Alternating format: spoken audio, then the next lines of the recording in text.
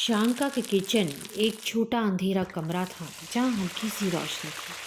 कमरों में मसालों की तीखी खुशबू आ रही थी, लेकिन साथ ही एक अजीब सा डर भी महसूस हो रहा था। कोनिका, जो दिखने में ज्यादा खूबसूरत नहीं थी लेकिन दिल में दुख लिए हुए थी, 50 साल की उम्र में भी उसे अपने पति पे शक था।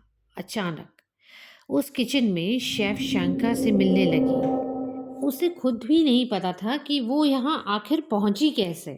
शांका ने उसे देखा और बोला, तो तुम्हें लगता है कि तुम्हारे so called handsome husband Rishabh का कोई अफेयर चल रहा है और इस उम्र में भी तुम उस पर शक कर रही हो।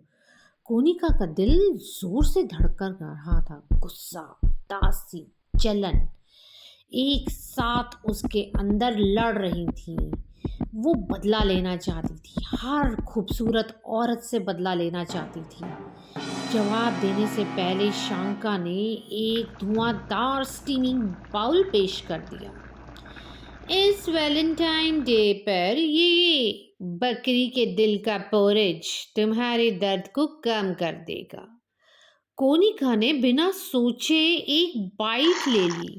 जैसे ही उसने खाया, उसका पेट में इतना तेज दर्द हुआ कि उसने उल्टी कर दी और उल्टी में निकला एक छोटा मीट का टुकड़ा जो कि उसके दिल का था, वो जानती भी नहीं थी। उस पल उसका दर्द जैसे दूर ही हो गया और एक अजीब शांत स्माइल उसके चेहरे पे आ गई जो शांका की स्माइल से मिलती जुलती थी।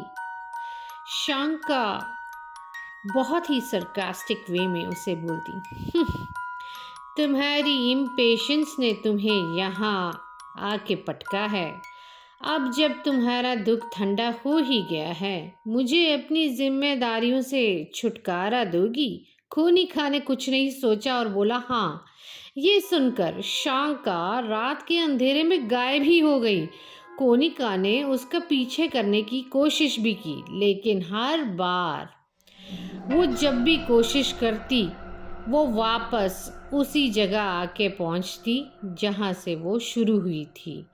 घबराहट में कोनिका चीख उठी, ये क्या हो रहा है? तभी एक गहरी और गूंजती हुई आवाज पूरे कमरे में गूंज उठी। वो शैतान था। अब तुम मेरी शेफ हो। तुम्हें तब तक छोड़ूंगा नहीं जब तक कोई और ना आ जाए जो तुम्हारी तरह जलन, बदला, धोखा, गुस्सा, फ्रस्ट्रेशन, ईगो और प्राइड से भरा हो। शांका ने मुझे सर्व कर दिया, अब तुम्हारी बारी है। फिर भी कोनिका ने हार नहीं मानी। वो फिर उस किचन से भागी दरवाजा खुला, वो वापस उस किचन में आ गई। आखिर उसने हार मान ली और रिजाइन होते हुए कहा कि अब मैं क्या कर सकती हूँ। कोनिका आगे होने के लिए तैयार हो गई। वो मान गई कि वो अब इस रेस्टोरेंट की शेफ बनेगी। जैसे ही वो मान गई, वैसे ही दरवाज़ा खुद ब खुद खुल गया और अंदर आई थूजा, ऋषभ की छुपी हुई लव, जिसके चेहरे पर आंसू थे। उसके पीछे ऋषभ भी था, उसकी आंखों में शक और गुस्से का अंधेरा। थूजा पर दोष लगाते हुए कि वो किसी और से अफेयर में है। उनका झगड़ा पूरे किचन में गूंज रहा था और उन्होंने कोनिका को पहचाना तक नहीं। वो इतने बिजी थे आपस में लड़ने में सब कुछ मानो कि एक तरीके का डिबेट ही हो रहा था। और उस बीच कोनिका जो थी वो ये समझ गई थी कि उसका हस्बैंड कभी किसी एक औरत का हो ही नहीं सकता था और ये उसकी गलती थी कि वो इतनी औरतों को हमेशा से तंग करती रही। पर अब वो कुछ नहीं कर सकती थी। उसके अंदर अभी भी अपने पति के प्रति गुस्सा था और उसने तैयार किया एक कैट सूप। वो कैट सूप लेकर अपने किचन काउंटर पे आई और उसने बहुत ही ठंडी आवाज में कहा, जरा cat soup P low. Rishabh और थूजा, जो अपनी अपनी धोखे की वजह से परेशान थे, डेस्परेट होकर सूप पीते रहे। कुछ ही लम्हों में उनकी आंखें खुल गईं, जैसे उन्हें अपने धोखे का बोझ महसूस होने लग गया था। गिल्ट और डर से उनकी शक्ल फीकी पड़ गई थी और उन्होंने कोनिका को पहचान लिया था। वो कुछ बोल नहीं पा रहे थे, जैसे उनके गले में कुछ अटक गया हो, और फिर वो जमीन पर गिर गए। कोनिका उनकी बेजान शरीरों के ऊपर खड़ी रही, जैसे उसका बदला पूरा हुआ।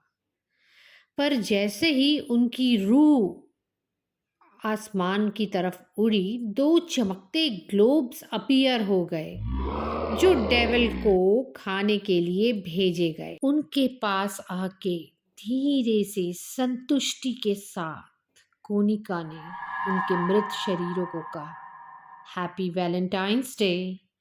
उस कर्स्ड किचन में एक अजीब सी ठंडक फैल गई थी। उसके दिमाग में ये सवाल घूमने लगा, श्यांका कहाँ चली गई? तब डेविल ने जमीन की ठंडक जैसी आवाज निकाली, अपना घर चेक करो, उम्मीद है कि वो वहां नहीं है।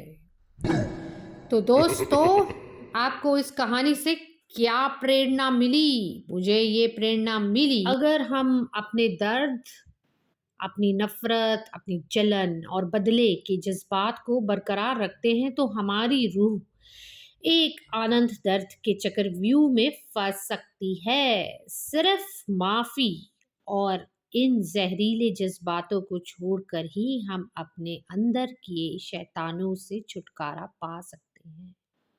Wish you all a very happy Valentine's Day, everyone. Thank you for your time.